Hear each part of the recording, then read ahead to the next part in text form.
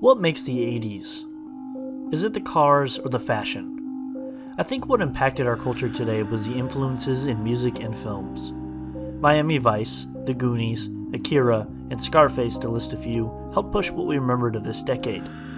Today, the 80s is coming back in many forms, and society seems to embrace it.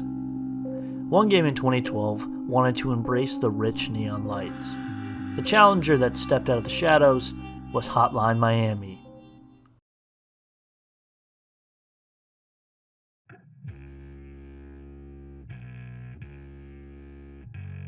Devolver Digital Publishing Company have many games under their belt. One of those games that are included is Hotline Miami. The developers? The independent Swedish group Dennaton Games. The members of the group are two men, Jonathan Soderstrom and Dennis Whedon. Jonathan, under the alias as Cactus, he made many video games prior to Hotline. To him, making games in Game Maker was a hobby. In 2008, he made a game called Clean Asia, which got nominated for Excellence in Visual Arts and Excellence in Audio. Clean Asia is a top-down bullet hell shooter, which is exactly how Hotline acts and feels. In an interview, he chats about how he wants to start making money in games. Can we turn the lights down a bit? Great. John catches the eyes of many people at the time. In 2009, he gives a lecture at IGS, the 4-hour game design. On some shaky camera footage from an audience member, John breaks down the methods he uses in producing his games. In 2011, he does the same presentation we saw, but in better quality and a lot more confidence. Hotline Miami started with the prototype Super Carnage. Made in 2007, you can tell by its singularity level it has a fascinating concept. If they had made it a flash game with some of these types of levels, then it would have been played non-stop. When Dennis Whedon was first shown the prototype of Super Carnage, he was excited to start working on the game. When asked in an interview about his initial thoughts on being shown Soderstrom's prototype, Whedon stated, "I loved it right from the start. I played his prototype for quite a while, and that was the most exciting part, making a game that we loved to play ourselves. We never really thought about what anybody else would think. We just wanted to play it. And to do that, we had to make it. And make it, they did."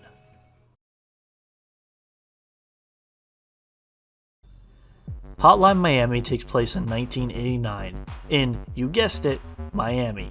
Throughout when you play the game, everything is in a top-down view. The art design is pixelated with the CRT-V overlay, and at times it is never noticeable. During your time with the game, you will play the main protagonist. He is an unnamed man dubbed Jacket, for his distinctive Letterman jacket. One day he receives a message on his answering message about a package of cookies at his apartment. When Jacket opens the package, it contains a rooster mask and instructions to perform a hit on the Russian mafia and stealing a briefcase. After Jacket completes his mission, he receives further messages on his answering machine, each asking him to take care of a problem at a specific address, containing a criminal operation, where everyone must be eliminated. After most of the missions, he visits the store where the same bearded clerk greets him. The bearded individual, who we will call Beard, gives Jacket encouragement and free samples of merchandise. Throughout the game, Jacket has visions where he is confronted over his actions by three masked figures: the cryptic rooster Richard, the hostile owl Remus, and the sympathetic horse Don Juan. During a raid on the estate of a movie producer, Jacket rescues a woman and brings her home, nursing her back to health and building up a close relationship. In another mission, Jacket is called to a phone company where he finds everyone dead except for a lone biker, whom he fights and subsequently kills. Before his death, he states, "It can't end, not while I'm so close." At that moment, it made me question why I was there in the first place. Jacket's perception of reality becomes increasingly surreal as he begins to see the talking corpses of his victims during his everyday life. Beard abruptly dies, his bloody corpse remaining at his place of work, and he is replaced by an abrasive bald man, Richard, who offers Jacket nothing. One day, Jacket arrives home to find his girlfriend murdered by a man in a rat mask on his couch, who shoots him in the chest. It is revealed that everything up to this point was a coma dream. Jacket was put into a coma after being shot, and relived the game's events while comatose. He wakes up in a hospital and overhears that his attacker is in the police custody, whereupon he escapes and storms police headquarters. Jacket discovers his attacker was Richard, who had also been following the orders of threatening messages, and steals the file of the police investigation of the killings. The player, after interrogating Richard, can choose either to kill him by suffocating or to spare him. I myself chose to spare him, because I am no different than him. With this, he raids the mob-owned nightclub the calls retract to, finding the address of the headquarters of Miami's Russian mafia. Jacket then goes to the address and kills the syndicate's leaders. Jacket is a flawed character and can basically be called a sociopath. The dreams of the three masked individuals at the end of the story make sense. The personality of the masked figures is seen by who wears them. The owl, Remus, is being worn by a member of the Russian mafia.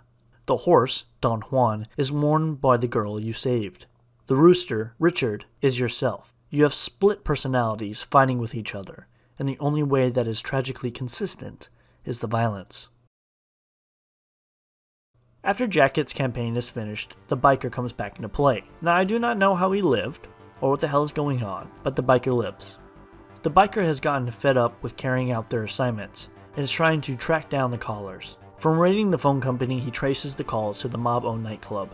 At the nightclub, the biker finds a basement where two janitors have been sending out the mysterious messages. You find out the janitors work for a group called 50 Blessings, which is a patriotic organization trying to derail an alliance between Soviet Union and the United States by the means of killing. The biker drives off into the sunset, and Hotline Miami's story is over.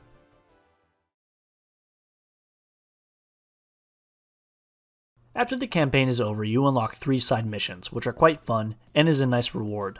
What I enjoyed by Hotline is how in every mission you start off by picking a mask. Each mask has its own perks, like the tiger mask, which lets you kill the enemies in one punch, or the rabbit mask, which makes you move quicker. Then you go in and attack the living hell out of the opponents. In the game, you start getting addicted to the onslaught of violence. It becomes a die repeat mentality to a point where you do not stop killing even when you have a choice. Now the variation of styles you can do with weapons is quite addicting, from a simple punch, from a shotgun, to a katana. There's a range of diversity so you can play the way you want and rack those combos. Now of course, I got heated trying to beat these missions. The last mission especially with Jacket. Trying to kill the main mafia leader was a pain. You had to first kill his 2 panthers, then kill his katana wielding woman, then with no saves, kill the main bastard you were there for in the beginning. Believe me, it took me a legit 40 minutes to conquer this challenge, and I was tired as hell after. Even though every knockdown made me pissed off, the neon lights, octane action, and the music fueled my adrenaline to fight until the very last drop was spilled. By mid-December 2012, the game publisher Devolver Digital revealed that 130,000 copies of the game had been sold in the 7 weeks since it launched. In an interview at Eurogamer, project manager Graham Struthers was chuffed to bits for Hotline Miami's creators Jonathan and Dennis, adding that those are some talented boys. Talented they were, and still are to this day. Their game's literally being put on every console. In 2019, the first and second game were released as a package, and in 2020, the collection was released on Xbox One and Stadia. Even if the game is difficult, or has been pirated out the wazoo, these games will be played now and generations to come. To quote IGN, funny enough, they said, "Why bother with Hotline Miami? Because it exists? Because it's fun? Because it deserves to be played." Played, it does.